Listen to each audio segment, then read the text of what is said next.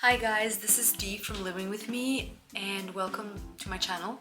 I want to discuss some things that came to my mind in the past few days regarding debt and debt payoff, and what I didn't speak about so far is how I got into debt. I did mention that my debt is linked to credit cards and student loans. However, I really never thought of how it all initially started. What inspired me to put so much debt on my credit cards? Because frankly, no one held a gun to my head saying, you better apply now and you better max out all these cards. So let's talk about this. This is going to be a rant type of video. So these days on the internet, because my algorithm is recognizing that I watch a lot of financial advice and financial content on the internet, the algorithm is obviously sending a lot of financial content to my feed. What I've noticed watching all those videos is that a lot of people feel like, oh, it's easy for you to talk about how easy it is to win with money. You are talking from a position of privilege, or you have it easy, and so on and so forth. And this is not judgment from my end, because I felt the same many times in my life. I feel like we like to villainize things. Someone has to be the villain.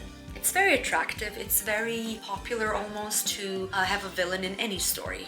I've come across a lot of videos that mention how that beg the question, should billionaires exist or not? I never really thought of that question myself. I don't care if they exist or not. If anything, a lot of them create a lot of opportunities for other people like me and you who are not billionaires and need a job, and I'm grateful for that. So they don't bother me. So let's back up quickly and talk about how I got debt in the first place. I need to go back to my college years. In college, I went to school and I also worked parallel to going to school. And for that time and for that place where I came from, this is not the United States I'm talking about, I made a nice chunk of money each month. And I somehow always thought it's not enough. I never had enough for extra stuff, if that makes sense. I paid my rent, I bought food, I paid utilities, I went out, and somehow it was not enough. I didn't know what investing even means. That wouldn't even cross my mind at that time. At the age of 18, I just thought that's something rich people do. Now I know it's not the case. But I just had barely enough for my needs and never would consider myself rich. But what I also didn't have, which is very important, is I didn't have any debt. I didn't have credit cards. Why? Because at the age of 18, back where I come from, no one would give me a credit card.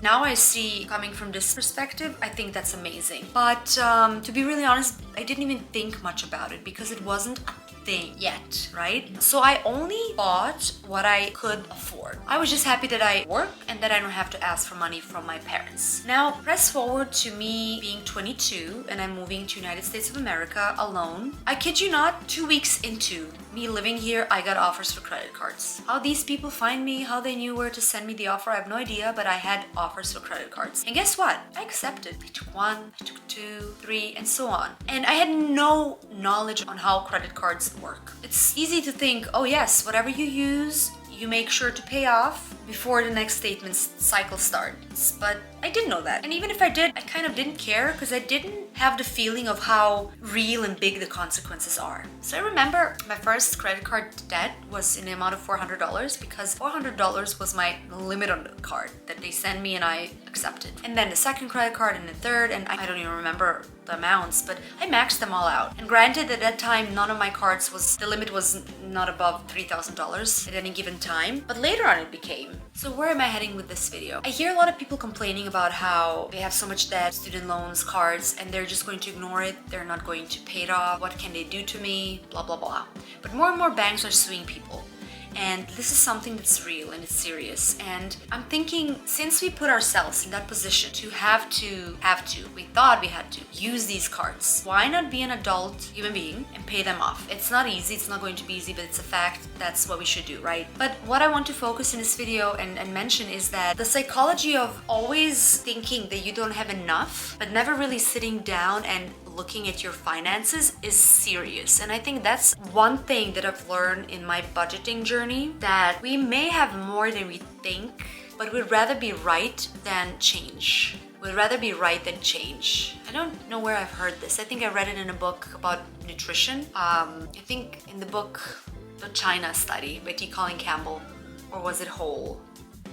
one of those one of those nutrition books. But that really hit me, and now I just applied it to finances. It really is true. People would rather be right than change. It's more important to me that I'm in the right when I say it's hard to get by, I need to put groceries on my credit card, yada yada yada, than say, hey, let me put every single dollar and every expense on a piece of paper, and let me really look the devil into the eye and see what's going on. I'm not making this video to shame you. If anything, I'm shaming myself because I lived that way for many, many years. But when it got till here and I really couldn't take it anymore, and I really said, okay, I need to face this demon, I realized that although I wasn't making a lot of money, I still had some extra once I faced my monthly expenses. So I don't want this video to be, mocking you in any way, but if I can help you just for 1 second to think this through. People would rather be right than change. That's the only thing you get from this. I would be very, very happy. Yes, if you're right and you're right and you're right and you keep being right and your life goes by, in the end of the day, maybe you'll face the truth and say, hey,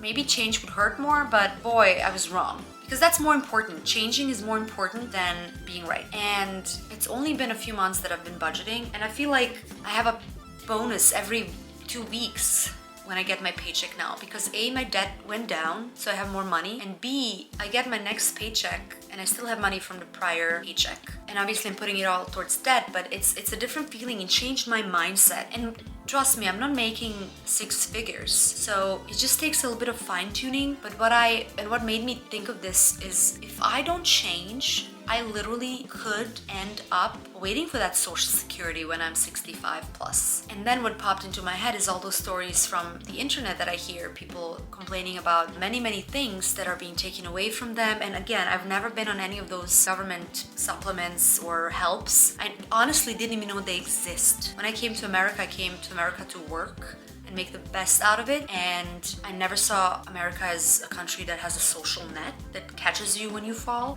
And as hard as this sounds, if you're capable, able-bodied human, use the opportunity to work. Don't rely on anyone. And if you're young and if you still haven't retired and you can work, use the opportunity to set yourself up for success, whatever that means. Don't think just because you won't become a millionaire/billionaire that your life is over and your chance of succeeding in finances is over. It is not true. I am 38 years old. By many standards, I'm already old.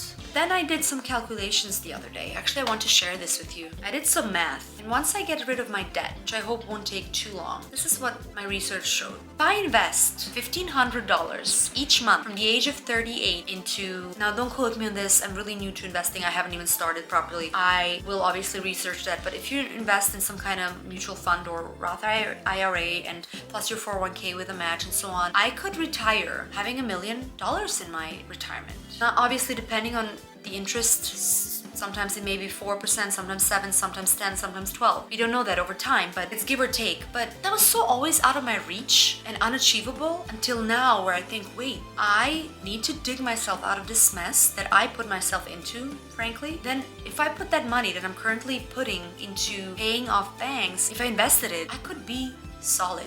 If I invest $1,500 each month at the age of 38, how much would I have by the age of 65 years old? I'm aware that interest varies. Thank you. Let's ask ChatGPT. Now, obviously, I'm aware interest varies. I'm aware inflation. I'm aware of all of those things. But let's get an idea. Still analyzing. And yes, I'm the person that tells ChatGPT thank you and please.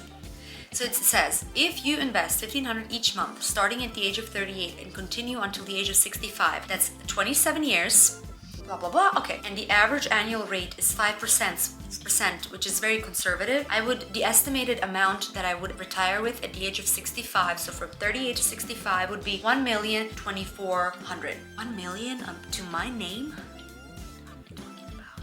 Right? If the average annual return is 7%, which is moderate long-term stock market average, I would retire with $1,436,000. If I get the annual return average at 8%, that's a strong but realistic diversified portfolio, I could retire with $1,712,000. And that's not even hitting the 10 or 12%, which from what I understand can happen in times. That is more money that I even can write on a piece of paper.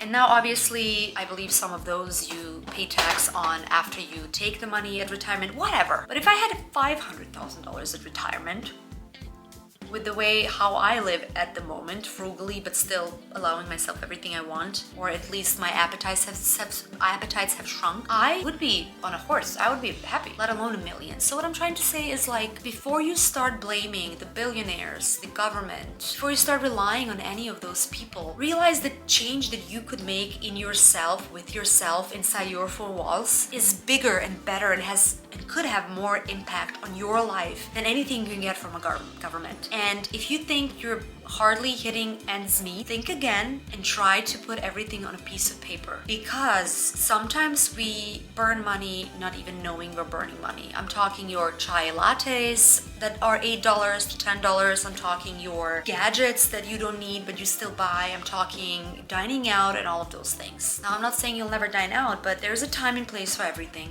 I think short-term change for long-term gains, it's powerful. It's just hard. So I don't know why I'm saying all this, but think about it, and I hope to inspire you, because truly those videos that I watch online really inspire me, and it's really about the community. If you don't surround yourself with like-minded people, or if you don't surround yourself with successful people in a monetary sense, like I don't surround myself with those people, we have internet. We're really fortunate that we have the internet. Don't waste time on stupid things. Surround yourself on the internet with people who think of those things. So I'm trying to, I guess, be part of your community, because those people that I surround myself with on the internet that help me financially are my community. So we can do this way. You can be the change. It's not going to be easy, I promise you that. I should know by now. But at the end of the equation, you'll come out stronger and richer.